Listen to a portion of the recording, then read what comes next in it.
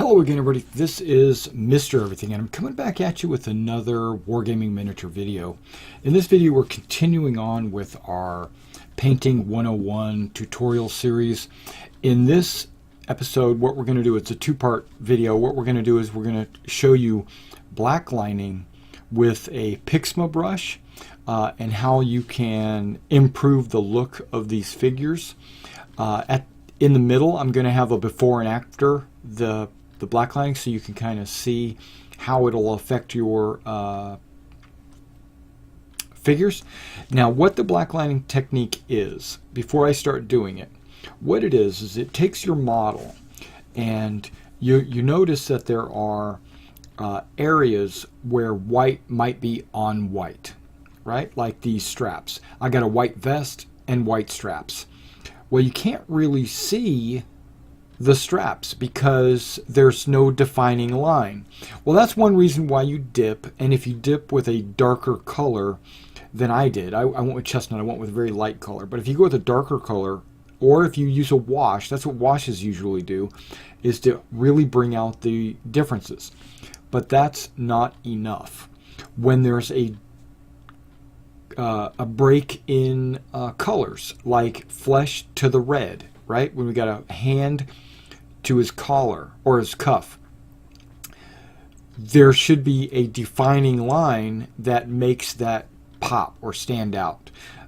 So what we're going to do here is I'm going to do these figures here, and you'll kind of see what I'm doing. Now, this brush it's the best brush I've found yet, and I've looked around. It's like a pen. It's got paint inside. It's kind of an ink. They call it archival ink, whatever that means. And this is a brush. This is a paintbrush. Okay, now I have used in the past,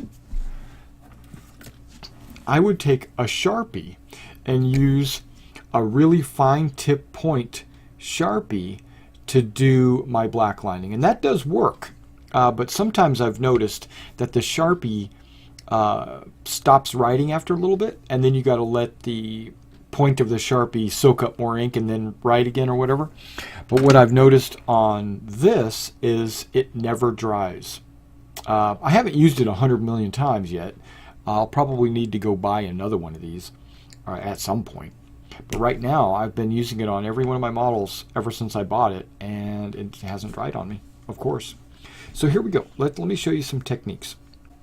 Also, so right here now, you can kind of see that I'm taking the brush, and there's a hand right here, right? Well, right between the hand and the red, I take the point and I very lightly draw a line. Try not to get too thick, because you can press hard, because it's a soft brush. You could press hard and get a thick line. Well, you don't need a thick line. I just need a really thin black line.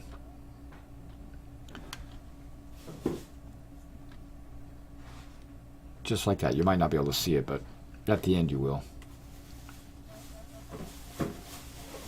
And I'm doing a black line between the blue and the red as well. So remember, wherever there's a change in color,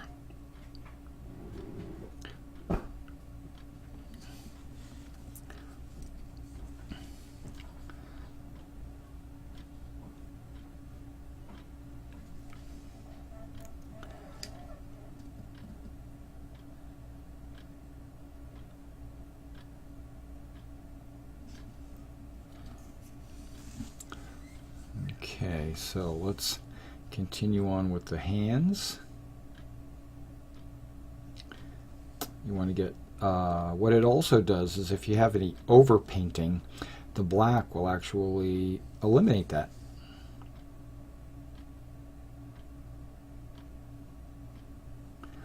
Okay, now let's try to do a strap here.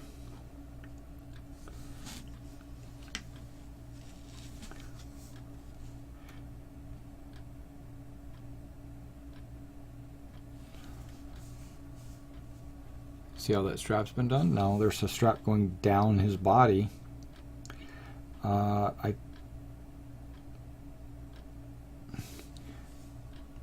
strap down his body. the bottom of his waistcoat. Anywhere also, another thing you might look for is places that might have a shadow. And that was probably a little too thick, but hey, you know, we'll work with it. And then under the musket butt, where the brown touches the white of the pants. And then where the musket hits the bag there.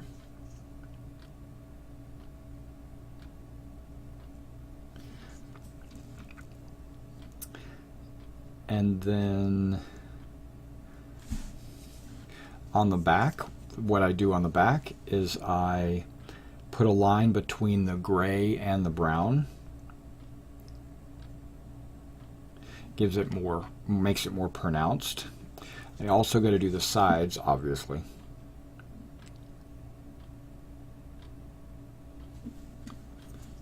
Both sides.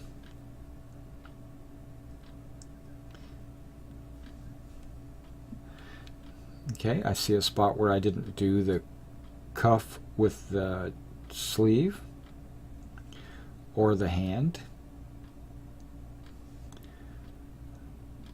Okay, now sometimes I will take a line and put it between the hand and the pants, because that is also a change in color and it's also a shadowy area. Same thing with the fist in the front against his jacket and straps.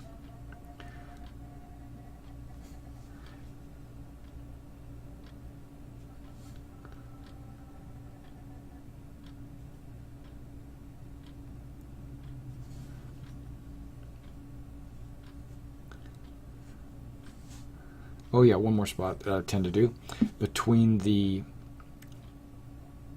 cords and the strap.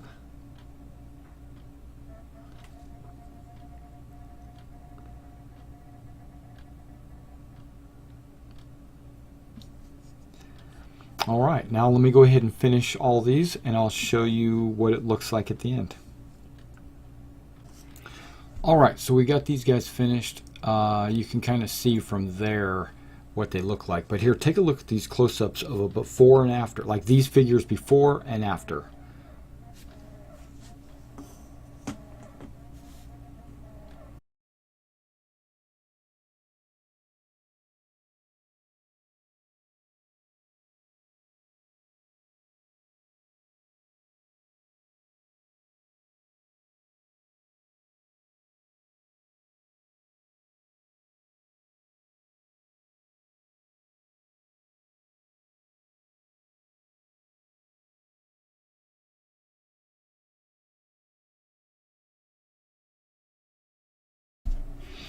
All right, now the last painting step is the fixing.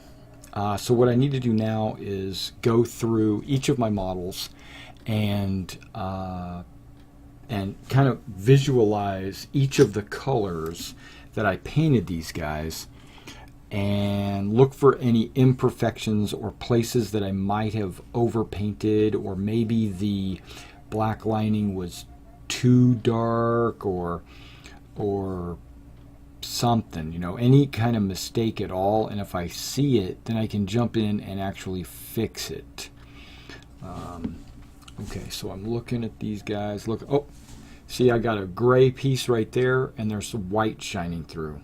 So what I need to do is pull my gray out, and when I'm going through the fixing process, the paint amount that you need is minuscule because it might be just that one little spot.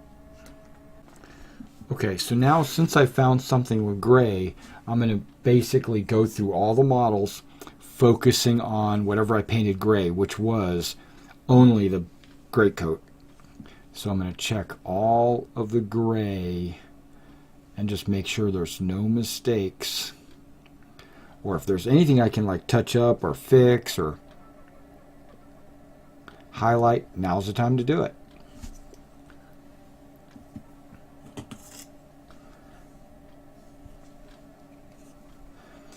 And usually, like when you paint these straps, you might overpaint the backpack or something.